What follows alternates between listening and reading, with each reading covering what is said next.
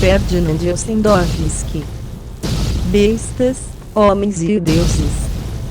O enigma do Rei do Mundo. A profecia do Rei do Mundo em 1890. Quando visitei o mosteiro de Narabanchi, no começo de 1921, o Rutukito contou-me o seguinte: quando o Rei do Mundo apareceu, aqui no mosteiro, aos lamas queridos de Deus, e já se passaram 30 anos, ele fez uma profecia que dizia respeito aos séculos futuros. Eis o que ele disse: os homens esquecerão sempre mais suas almas, preocupando-se com seus corpos. A maior corrupção reinará na terra. Os homens se tornarão semelhantes a animais selvagens, sedentos do sangue de seus irmãos. A meia-lua desaparecerá, e seus adeptos cairão na miséria e na guerra perpétua. Seus conquistadores serão atingidos pelo sol, mas não conseguirão erguer-se duas vezes. Eles tombarão na maior desgraça, que terminará em insultos aos olhos dos outros povos. As coroas dos reis, grandes e pequenos, cairão. 1, 2, 3, 4, 5, 6, 7, 8. Haverá uma guerra terrível entre todos os povos, e os oceanos ficarão avermelhados, a terra e o fundo do mar serão cobertos de ossadas, os reinos serão fragmentados e povos inteiros morrerão pela fome, pela doença, por crimes ignorados pelas leis e que o mundo ainda não viu. Chegarão então os inimigos de Deus e do Espírito Divino que se encontra dentro do homem. Também morrerão aqueles que estendem a mão a um outro. Os esquecidos, os perseguidos se levantarão e nele se fixará a atenção do mundo inteiro. Haverá nevoeiros e tempestades. Montanhas nuas ficarão cobertas de florestas. A terra tremerá. Milhões de homens trocarão as correntes da escravidão e das humilhações pela fome, pela doença e pela morte. As antigas estradas serão cobertas por multidões que irão de um lugar a outro. As maiores e mais belas cidades serão destruídas pelo fogo. 1, 2, 3. O pai será inimigo do filho, o irmão do irmão, e a mãe da filha. Chegarão o vício, o crime, a destruição do corpo e da alma. As famílias serão divididas. A fidelidade e o amor desaparecerão. Um só homem sobreviverá de cada 10.000. Estará nu, louco, sem forças, e não saberá construir um abrigo, nem procurar sua alimentação. Ele uivará como um lobo furioso, devorando os cadáveres, mordendo sua própria carne e desafiando Deus para a luta. A terra toda ficará vazia. Deus se afastará dela. Sobre ela cairão a noite e a morte. Então enviarei um povo, que agora é desconhecido, que com suas mãos fortes extirpará as raízes da loucura e do vício, e conduzirá aqueles que se mantiveram fiéis ao espírito do homem, na luta contra o mal. Eles levarão uma vida nova para a terra purificada pela morte das nações. No 100º ano aparecerão somente 3 grandes reinos, cuja duração será de 71 anos. Em seguida haverá 18 anos de guerras e destruições. Então os povos de Agartha sairão de suas cavernas subterrâneas e aparecerão na superfície da terra. Mais tarde, quando em viagem para Pequim, eu perguntava frequentemente a mim mesmo, que aconteceria realmente se povos inteiros, raças, religiões, tribos diferentes começassem a emigrar para o oeste? Agora, enquanto estou escrevendo essas últimas linhas, meus olhos viram-se involuntariamente na direção em que está o coração infinito da Ásia, onde tanto andei durante minhas peregrinações. Vejo, através de um torvelinho de neve ou de uma tempestade de areia no Bobi, o rosto do Hutukito de Narabanshi quando, em voz pausada e a mão indicando o horizonte, me revelava o segredo dos seus mais íntimos pensamentos. Vejo, nas margens do Ubsanofi, perto de Karakoram, os imensos campos coloridos, os rebanhos de cavalos e de gado, as iurtas azuis dos chefes. Acima delas vejo as bandeiras de Gengis Khan, dos reis do Tibete, do Sião, do Afeganistão e dos príncipes indianos, os emblemas sagrados dos pontífices lamaístas, os brasões dos Khan e dos Oletes, e os pendões mais simples das tribos mongóis do norte. Não ouço o burburinho das multidões agitadas. Os cantores não cantam as melodias tristes das montanhas, das planícies e do deserto. Os jovens cavaleiros não correm rapidamente em suas briosas montarias. Há somente multidões incontáveis de velhos, de mulheres e de crianças e, mais além, para norte e para oeste, até onde meus olhos alcançam, o céu é vermelho como fogo, ouve-se o rugido e o crepitar do incêndio e o eco da batalha onde os guerreiros, sob um céu vermelho, derramam seu próprio sangue e o dos outros. Quem conduz essas multidões de velhos sem armas?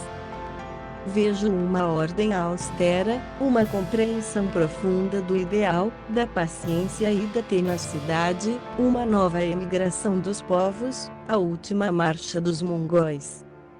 Talvez Karma tenha aberto uma nova página na história. Que poderá acontecer se o rei do mundo estiver com eles? Mas o grande mistério de todos os mistérios continua sem resposta. Este é o capítulo final deste livro.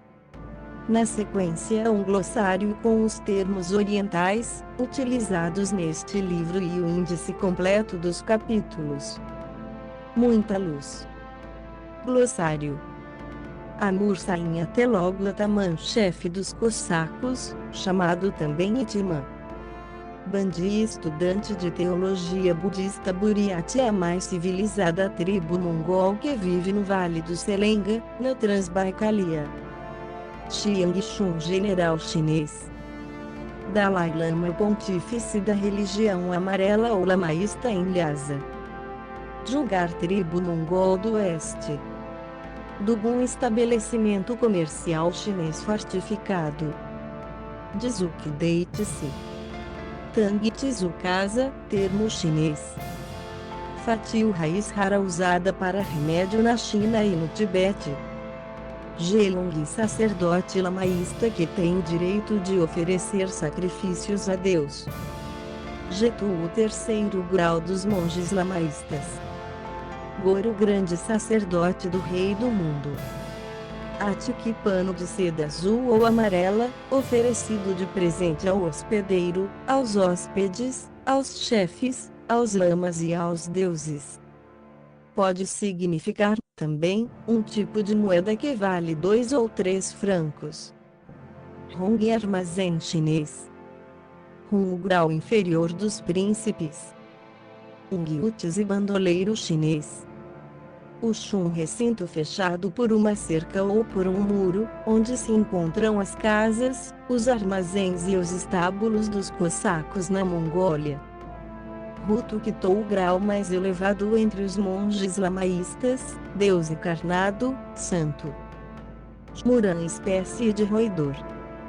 Zubra, espécie de alce. Cabarga, antílope ou mascarado. Kalmucos, tribo mongol que emigrou da Mongólia no tempo de Gengis Khan, eram conhecidos também com o nome de Oletes ou Eleutes, e que agora vivem no Ural e às margens do Volga. Campo prior de um mosteiro lamaísta, o grau mais elevado do clero branco, secular.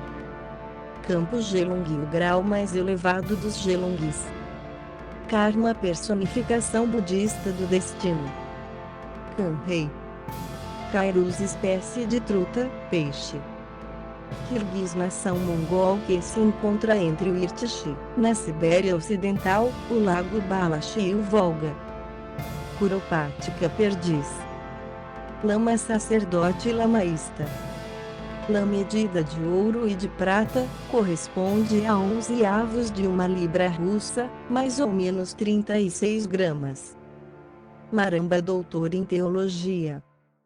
Merin, chefe da polícia Sovotnuriai. Mendé, saudação Soyod, bom dia. Naganshun, recinto chinês reservado às culturas nos pântanos. Naida, sistema de aquecimento usado pelos lenhadores siberianos. Noyon, príncipe Okan, chefe, excelência. Obo, monumento sagrado, situado, nos lugares perigosos, no Urian e na Mongólia para aplacar a ira dos deuses. Oletes calmucos. 1. O nome principal dos Gorus. 2. A ciência mágica do estado subterrâneo. Om Mani Padme Hung, salve, grande lama da flor de lótus. Orachos, tribo mongol que vive à margem do Amur. Pandita, o grau mais elevado entre os monges budistas. Panti, chifres de gamo, ainda veludado, usado como remédio na China e no Tibete.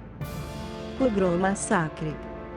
Paspa, fundador da seita amarela que predomina na religião lamaísta. Site, governador mongol. Salga, espécie de perdiz. Saim, bom dia, bom. Taiga, floresta virgem da Sibéria. Taimen, truta gigante que chega a pesar 50 quilos. Talama, ao pé da letra, grande sacerdote, usado agora para significar grande médico. Tashur, segmento de bambu. Tsar, tribo guerreira mongol que vive perto da Grande Muralha. Checa, organização bolchevista que perseguia os elementos contrários ao governo soviético. Turpan, marreco vermelho selvagem. Tizagam, branco. Tizara, documento que autorizava a receber cavalos e guias nos postos de muda. Tisirik, soldados mongóis mobilizados. Ulan, vermelho. Tisuren, doutor em envenenamento. Latchen, cavaleiro, guia que acompanha os cavalos dos pastos da muda. Urga, capital da Mongólia. 2. Espécie de laço mongol. Urton, estação de muda onde os viajantes trocam os cavalos e os guias. Vatanal, idioma falado no estado subterrâneo do Rei do Mundo. Wapiti, espécie de alce. Yurta, tenda ou casa mongol de feltro. Zarashin, tribo mongol nômade do oeste. Zaberega, amontoado de pedaços de gelo à margem dos rios, na primavera. Zicurat, alta torre de estilo babilônico. Índice. Lutando contra a morte. 1. Na floresta. 2. O segredo de meu companheiro de viagem. 3. A luta pela sobrevivência. 4. Pescaria. 5. Um vizinho perigoso. 6. Um rio agitado. 7. Atravessando a Rússia soviética. 8. 3 dias à beira do abismo. 9. Rumo aos montes Sayan e a liberdade. 10. A Batalha do Seibe. 11. A Barreira Vermelha. 12. No País da Paz Eterna. 13. Mistérios, milagres e novas lutas. 14. O Rio do Diabo. 15. A Marcha dos Fantasmas. 16. No Tibete misterioso. A Terra dos Demônios. 17. A Mongólia misteriosa. 18. O misterioso Lama Vingador. 19. Os Tcharars. 20. O Demônio de Jagistai. 21. A Morada da Morte. 22. Entre assassinos. 23. Em cima de um vulcão. 24. Castigo sangrento, 25. Dias de provações, 26. O bando de Rongrutes brancos, 27. O mistério de um pequeno templo, 28. O sopro da morte no coração febril da Ásia, 29. O caminho dos grandes conquistadores, 30. A prisão, 31. Viajando pela Urga, 32. Um velho adivinho, 33. A morte, na pessoa de um homem branco, ficará à sua espreita, 34. Os horrores da guerra, 35. Na cidade dos deuses vivos, dos 30.000 Budas e dos 60.000 monges, 36. Filhos de cruzados e de corsários, 37. O campo dos mártires, 38. Na presença do Buda, 39. O homem com a cabeça em forma de cela. O Buda encarnado, 40. No bem-aventurado Jardim das Mil Beatitudes, 41. A poeira dos séculos, 42. O livro dos milagres, 43. O nascimento do Buda encarnado, 44. Uma página da história do Buda, 45. A visão do Buda encarnado, 17 de maio de 1921. O mistério dos mistérios, o rei do mundo, 46. O reino subterrâneo, 47. O rei do mundo perante Deus, 48. Realidade ou ficção mística, 49. A profecia do rei do mundo em 1890.